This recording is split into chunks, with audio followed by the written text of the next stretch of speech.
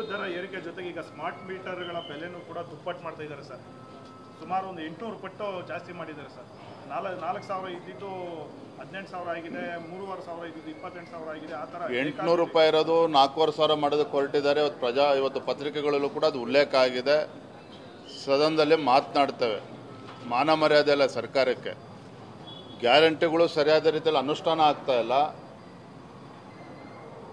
ಇದ್ರ ಮಧ್ಯೆ ಬೆಲೆ ಏರಿಕೆ, ನಾನು ಮೊನ್ನೆನೂ ಕೂಡ ಹೇಳಿದೆ, ಇದು ರಾಜ್ಯದಲ್ಲಿರ್ತಕ್ಕಂಥದ್ದು ಇದು ಬಡವರ ವಿರೋಧಿ ಸರ್ಕಾರ, ರಾಜ್ಯದಲ್ಲಿರ್ತಕ್ಕಂಥದ್ದು ಇದು ಬೆಲೆ ಏರಿಕೆಯ ಸರ್ಕಾರ. ಹಾಗಾಗಿ ಈ ರೀತಿ ಎಲ್ಲ ವಸ್ತುಗಳ ಬೆಲೆ ಏರಿಕೆನೂ ಕೂಡ ಆಗ್ತಾ ಇದೆ. ಹಾಲಿನ ದರ ಜಾಸ್ತಿ ಆಯಿತು, ಸ್ಟ್ಯಾಂಪ್ ಡ್ಯೂಟಿ ದರ ಜಾಸ್ತಿ ಆಯಿತು. ಈಗ ಮತ್ತೊಮ್ಮೆ ಸ್ಮಾರ್ಟ್ ಮೀಟರ್ ಕೂಡ ದರವನ್ನು ಜಾಸ್ತಿ ಮಾಡಿ ಜನಸಾಮಾನ್ಯರಿಗೆ ಹೊರೆ ಆಗ್ತಾ ಇದೆ ಇವತ್ತು ರಾಜ್ಯ ಸರ್ಕಾರ. ಸದನದಲ್ಲಿ ಮಾತನಾಡ್ತಾ ಇದ್ರ ಬಗ್ಗೆ. ಜೈನಗರ